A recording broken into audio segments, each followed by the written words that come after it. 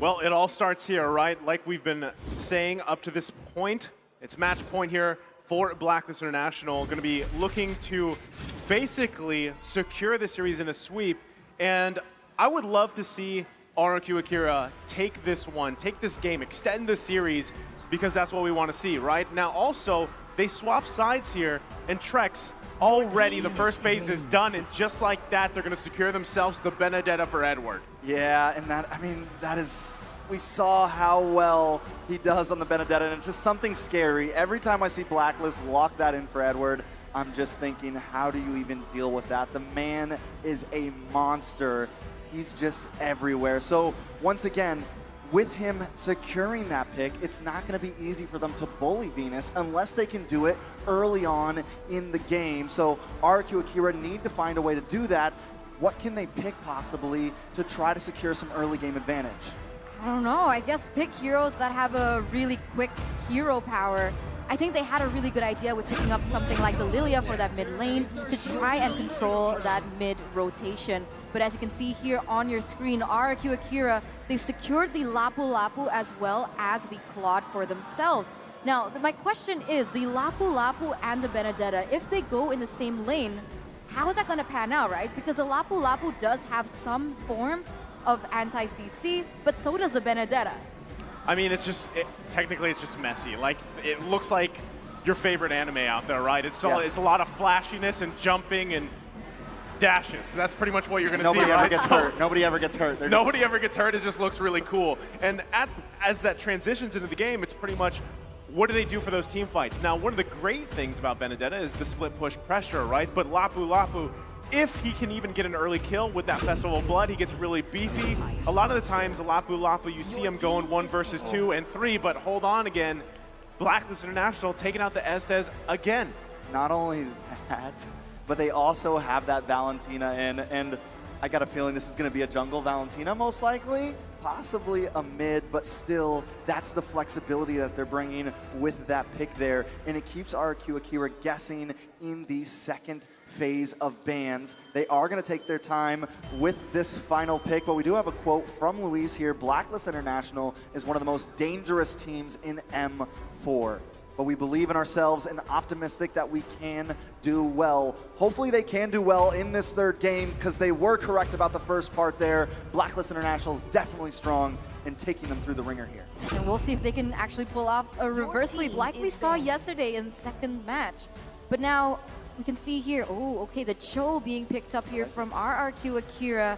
And this is quite good, right? Because the Cho can go into the backline, try and punish Estes in that backline. And so that is definitely something that they can go for coming into the second phase, though. RRQ Akira with the first ban.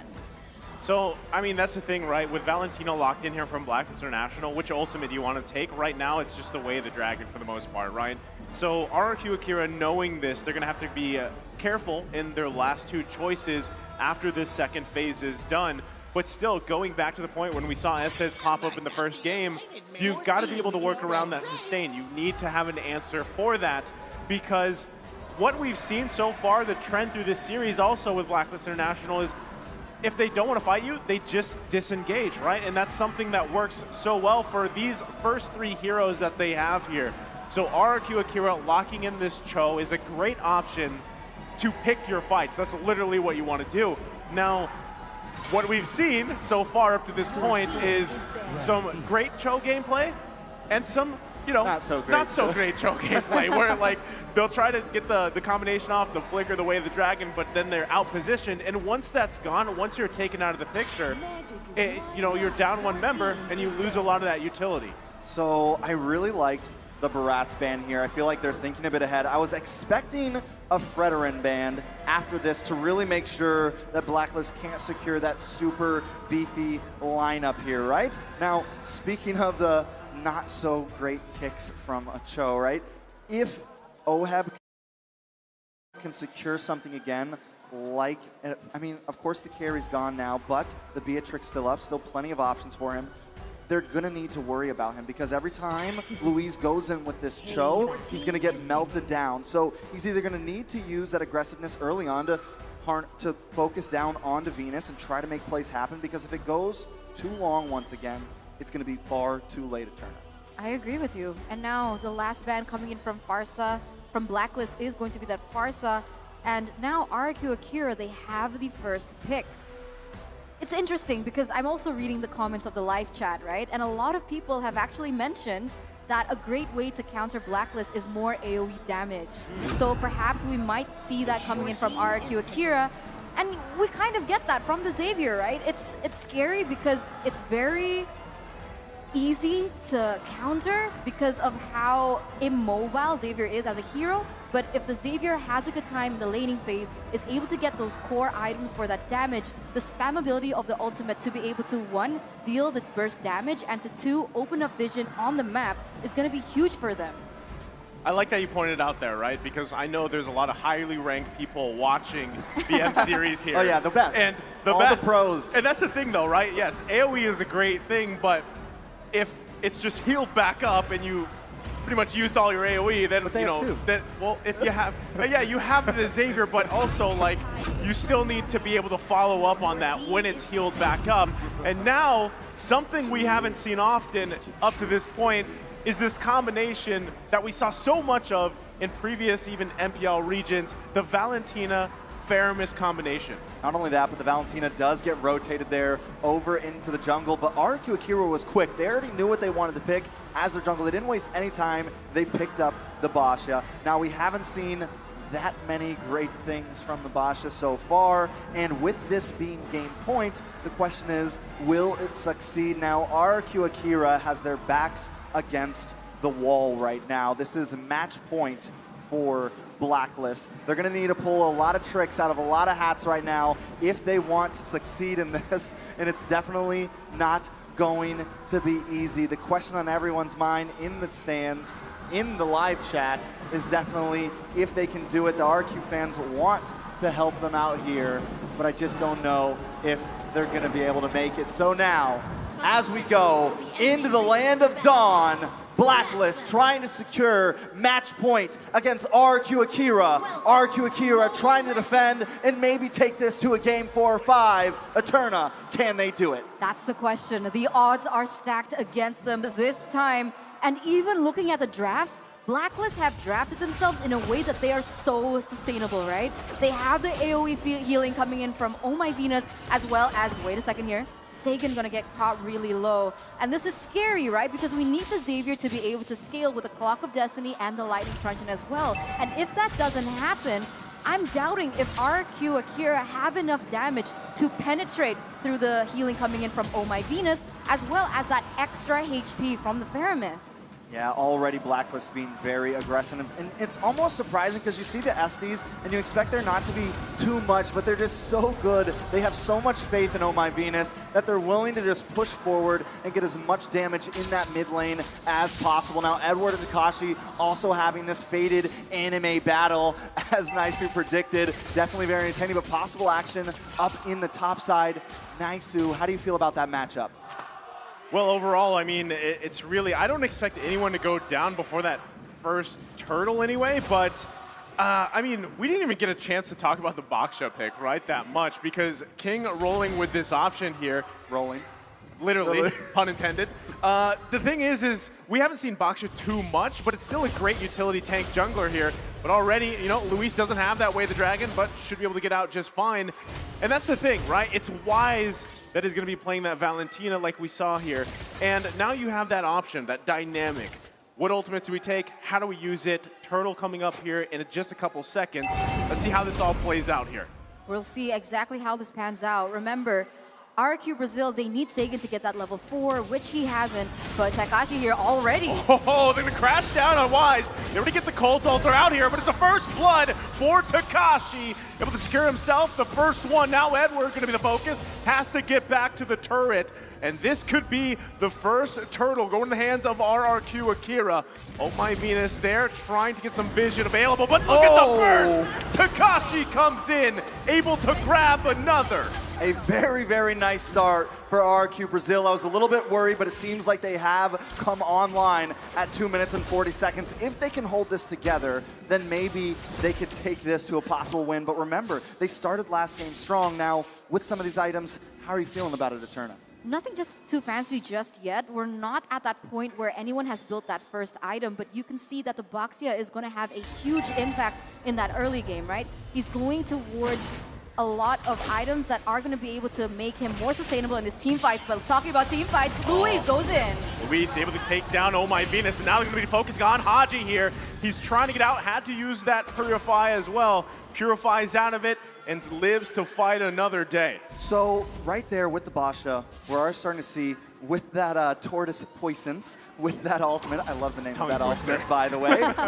It's a way to kind of counter the Estes because of that constant DPS damage over time without relying on the CC that they try to do in game one. So once again, RRQ Brazil finding answers elsewhere on the map. Another big difference now with this game and last game is they had a bit of a lead in aggression early on, but they didn't have much of a gold lead. This time, Brazil not only leading in kills and map control, but also holding a decent gold lead in the game. Another thing about the Boxia is that he's so mobile, right? He can go on every point of the map really quickly, and that's why we're seeing that they're leading in that rotation. And right now you can see even him, he's trying to penetrate into the jungle of Blacklist, trying to pressure out Wise here, who is kind of falling far behind here. Wise still level 6 as compared to King, who is level 7.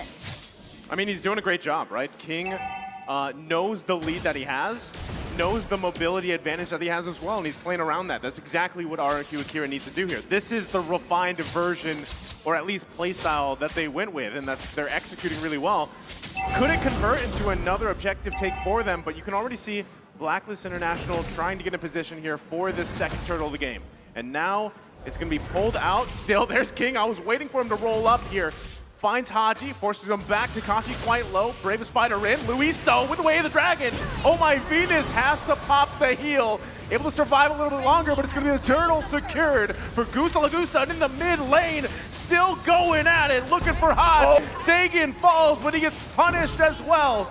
2 down for Blacklist International. That is a good trade, though. I mean, 2 for 1. They were listening to Eterna because they have been focusing hard on Venus. In literally the first few minutes, 2 kills on a Venus. This is going to slow him down so much. And Blacklist, for the first time in 3 games, fallen behind. Oh, but right now, if we're taking a look at the items here in the 5th minute, we see that Claude already built up his DHS, but Luis, man, oh man. As aggressive as he can be at the moment, and you just saw Oheb secure that BOD. So DHS versus BOD, it seems like Oheb has actually reached that power spike a little bit earlier, since of course Gusta Lagusta is still waiting on that golden staff, which means when they go in for 5v5, Blacklist might have the better upper hand if they play the team fight a little bit better and try shut down Luis from taking out Oh My Venus in the backline. Yeah, I think this is the first time we've really seen Luis feel comfortable while playing along with Takashi, right? At least in the knockout stage. Both of them just having fun with this. Not only that, another big thing to point out, that gold lane tower is gone. And this is exactly what Gusta Lagusta wants. The only downfall, the only worry I have on my mind for Brazil right now is once again, no kills on Oheb. And I'm pretty sure he's already got that bod locked in. He's got the boots locked in. He's going to start dealing some damage if he gets involved into these fights, which will look at him already into the mid lane. Look at here on the bottom side, Edward using an electro final blow to get out of there. But, you know, Takashi's doing work here for RRQ Akira. It's 3K gold lead at this point in the game, almost to the 7-minute mark. Next turtle is going to be up here in just a second, and RRQ Akira is in a great position to contest it as they focus on Oh My Venus. Dawning Light going to miss just barely here by an edge, and now it's Edward going in. There's the Colt Ulcer to respond. The kick comes out. Nobody going down just yet. RRQ Akira running. It's Saigon that falls under the turret. Oh man, with 1 member down, now Blacklist, they're gonna have the upper hand when it comes down to this neutral objective take. They're gonna get that turtle for free, and they're gonna be able to push the limits a bit more. RRQ Brazil, though, they're still leading, but look at how aggressive they start to go in that top side. Gusta Lagusta forced to retreat as of right now, as in the bottom side. Wow, Takashi and Edward still going out of here on the bottom side, holding on to that turret, half health here. The enemy battle continues. Takashi looking to get in position, just going to focus on the turret. Can't get it though as the last minion goes down there, so still a back and forth. But Blacklist International lessening the gold lead from RRQ Akira. Yeah, all it took was a second, and this is what Blacklist is known for, the rubber band right around that mid-game power spike.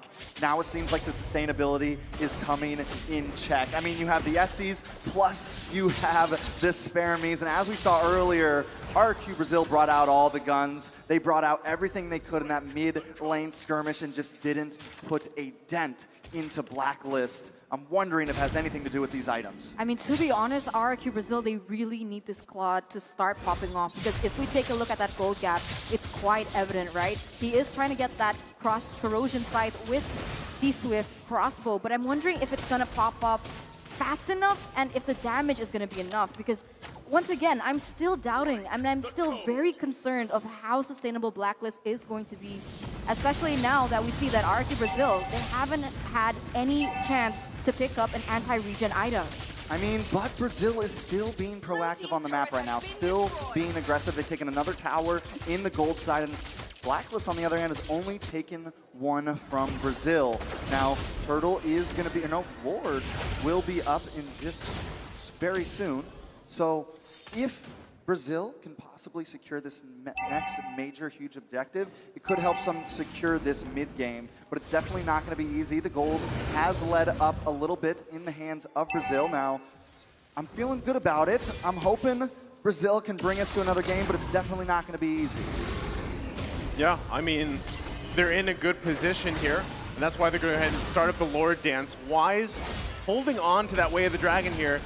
I don't think anyone's going to commit just yet here, but on the bottom side, it looks like Oheb was going to be the focus, but already, look at that. The damage is there. Gusa Lagusa going to have to go back here, and still, it's a little bit of a dicey situation for RRQ Akira, and at this point, they have been putting pressure around the map, opening it up for themselves, but I don't think they're still in a comfortable position to actually fight this Lord just off the bat. They've got to still handle the sustain coming out. Yes, you have the box, you have the passive for you, but it's going to be up to Luis here as he goes in with a conceal, looking for the bottom side. Can't get Haji, though. They are chunked quite low. Cold Altar is still going to be hold on. It's committed now. Oh, my Venus getting slammed down. Takashi goes in for another kill here. They're going to back off. They have the numbers advantage. Edward taking out Luis, though. Haji still up as well. RRQ Akira. Do they press the situation? It's a one-for-one trade here. It's going to be dicey. King, though, trying to decide if they want to go for it. Gusa Lagusa opens up his ultimate here as Oheb. Nice pickup there from Gusa Lagusta. Able to grab the kill, but is it still? That's the question. Wise is still there. This is not a green light just yet to start at the Lord, but Wise getting focused up by Takashi again. 1 versus 4 here in the bush. Gonna get dragged back a little bit. Takashi can't survive that as Haji grabs the kill. Killing spree. Meanwhile, RRQ Akira still working on the Lord here. Dawning Light comes out. Wise quite low. Took the bravest fighter. Now Edward trying to get some vision, an angle if he can. Gusa Lagusa, though, gonna push him back here. Still the fight for the Lord. Edward goes down. Cold Altar comes out. It's Wise with the Lord again. How does he do it? But RRQ Akira gonna push them back. Everybody quite low. Saigon with a huge Mystic Field. I mean, win or lose here. That was one intense Lord fight. And I like the fact that Brazil didn't force that Lord fight. They did lose out on the Lord, but overall, they're still kind of controlling the map here. They take another tower. Now, quick second, because Oheb's Beatrix has picked up 8 games in M, has been picked 8 games in M3 with an 87.5% win rate. You match that up with the Estes win rate from earlier for Venus, and it is definitely spelling out for trouble, Eterna. Oh, 100%. I mean, we're seeing the Filipino sniper himself go into action. I mean, need we remind you that he was the MVP of M3 Finals, right? And he even was able to pick out a skin for M3. So coming into this game, I'm not really sure if RRQ Brazil want to do that same thing that they did. That fight was a little too prolonged, and when it gets prolonged like that, it feels like Blacklist has the upper hand because of the constant healing that is happening by Oh My Venus. Take him out, great, but you have to go in, try burst him down. But Haji, he goes into the front line, deals a little bit of damage, but this is all allowing Blacklist to push that tempo as well as to zone away the members of RRQ Brazil. Well, they're still going to be working on this tier 2 here. They might just be able to get it cleanly as they do. Dawning Light comes out. No one going to go down, though, but Map advantage is what Blacklist and Blacklist International wants here. Takashi going again. There's the Blessing of the Moon Gods. They find Oheb, and now it's Oh My Venus on the focus here. Haji going to be in a bad position. Dawning Light comes out. It's another that falls. Luis with a massive Way of the Dragon, finding Wise, and it's Edward in trouble now. RRQ Akira marching down the mid lane, totally taking out Blacklist International. That is insane, and they want to keep going. Takashi with that dive forward, taking care of these towers, pushing forward. Are we going to see a game 4? Brazil trying. Brazil going to push in. Haji holding on for dear life here. They've got the minion waves. It's only a couple seconds, and RRQ Akira is going to do it. They extend the series as they take game number 3.